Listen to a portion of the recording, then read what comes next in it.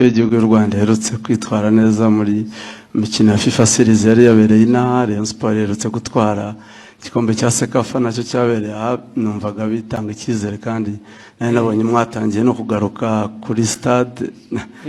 Ndagaruka ariko nkataha nk'ubwo uravuga ibyo ngibyo iby'amakipe tuvuga, ariko ikipe y'igihugu se bivugaho iki? Ntabwo bikwiye guhera kurangirira aha. Ndavuga umupira w'ayo makipe uzamuka neza, ariko ukagera no ku gihugu n'igihugu kikagaragaraho kifata neza. Impamvu byo bitaba ni ukubera iki? Ni amagambo akomeye yagarutsweho na nyakubahwa Perezida Paul Kagame, by'umwihariko kuri ekipe y'igihugu ndetse nanone by'umwihariko kuri ekipe ya Rayon Sport, cyane ko ari ekipe yabashije kuba yatwara igikombe cya Sekafa Kagame Cup. Ariko nanone ngira ngo hari icyo yabivuzeho. Ese ubundi icyo yaje kuba yavuga kuri ekipe ya Rayon Sport kiraza kugira icyo gihindura muri ekipe ya Rayon Sport, cyangwa se nanone Rayon Sport igiye guhita icika intege? Ni byinshi rero biri kugenda bigarukaho mu buryo butandukanye, ndetse nanone by'umwihariko hari abatangiye no kugenda bakomoza ku buryo Rayon Sport yagiye igura abakinnyi, ariko bakaza kuba bavuga ko ibyo bishobora kuba ntacyo biri buze kumarira Rayon Sport nyuma yaho Perezida Paul Kagame agarukiye kuri aya makipe yo mu gihugu cy'u Rwanda, by'umwihariko kuri ekipe y'igihugu ndetse na ekipe ya Rayon Sport.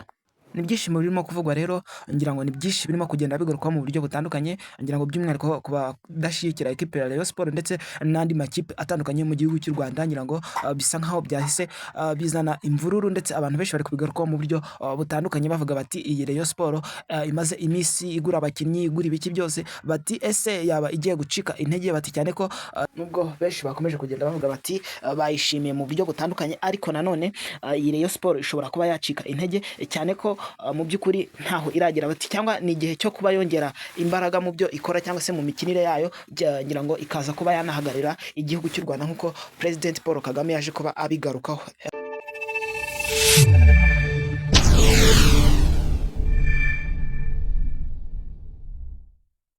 Ndagusuje rero ndetse ngo haye ikaze waba warakoze subscribe cyangwa se utarayikora, ngusaba gukora subscribe kugira ngo dukomeze kugenda tubana umunsi ku munsi, byinshi byiza ndetse byinshi bishimishije tugenda tugarukaho, by'umwihariko mu bihe bitandukanye, haba ku makipe, yaba mu bivugwa muri entertainment yo mu Rwanda, ndetse twizera ko byose bibasha kubagiriraho ku gihe kandi bikaza kuba byabashimisha. Ni byinshi rero byakomeje kugenda bigarukaho mu buryo butandukanye.